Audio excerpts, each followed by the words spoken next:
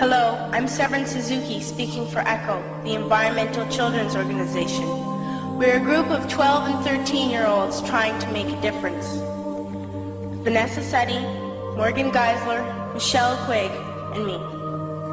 We've raised all the money to come here ourselves, to come 5,000 miles to tell you adults you must change your ways. Coming up here today, I have no hidden agenda. I am fighting for my future. Losing my future is not like losing an election or a few points on the stock market. I am here to speak for all generations to come. I am here to speak on behalf of the starving children around the world whose cries go unheard. I am here to speak for the countless animals dying across this planet because they have nowhere left to go. I am afraid to go out in the sun now because of the holes in our ozone. I am afraid to breathe the air because I don't know what chemicals are in it. I used to go fishing in Vancouver, my home, with my dad, until just a few years ago we found the fish full of cancers.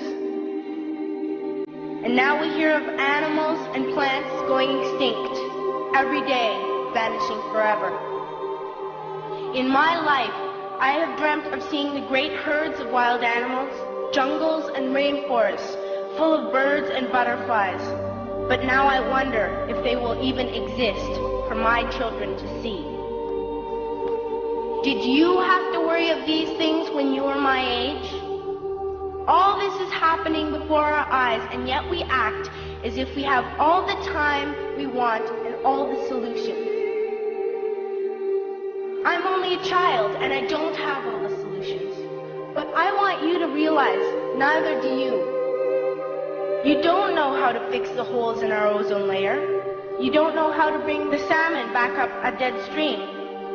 You don't know how to bring back an animal now extinct. And you can't bring back the forest that once grew where there is now a desert. If you don't know how to fix it, please stop breaking it. Here, you may be delegates of your government, business people, organizers, reporters, or politicians, but really, your mothers and fathers, sisters and brothers, aunts and uncles, and all of you are someone's child.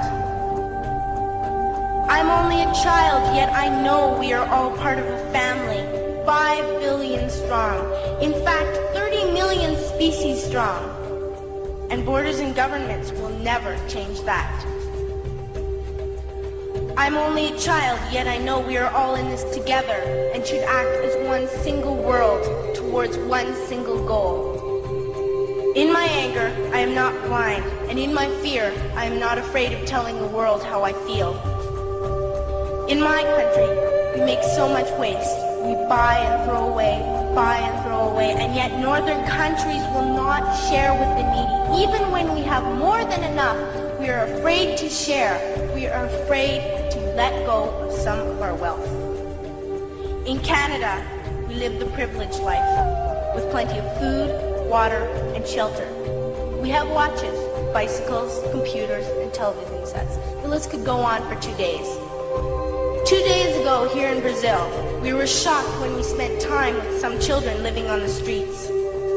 This is what one child told us. I wish I was rich. And if I were, I would give all the street children food, clothes, medicines, shelter, and love and affection. If a child on the streets who has nothing is willing to share, why are we who have everything still so greedy? I can't stop thinking that these are children my own age, that it makes a tremendous difference where you are born. That I could be one of those children living in the favelas in Rio. I could be a child starving in Somalia, or a victim of war in the Middle East, or a beggar in India.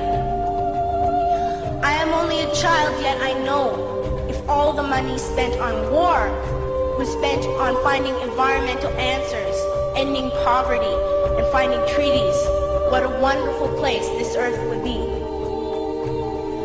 At school, even in kindergarten, you teach us how to behave in the world. You teach us not to fight with others, to work things out, to respect others, to clean up our mess, not to hurt other creatures, to share, not be greedy. Then why do you go out and do the things you tell us not to do? Do not forget why you are attending these conferences, who you're doing this for. We are your own children. You are deciding what kind of world we are growing up in. Parents should be able to comfort their children by saying, everything's going to be all right. It's not the end of the world, and we're doing the best we can. But I don't think you can say that to us anymore. Are we even on your list of priorities? My dad always says, you are what you do, not what you say. Well, what you do makes me cry at night. You grown up say you love us, but I challenge you, please, make your actions reflect your words. Thank you.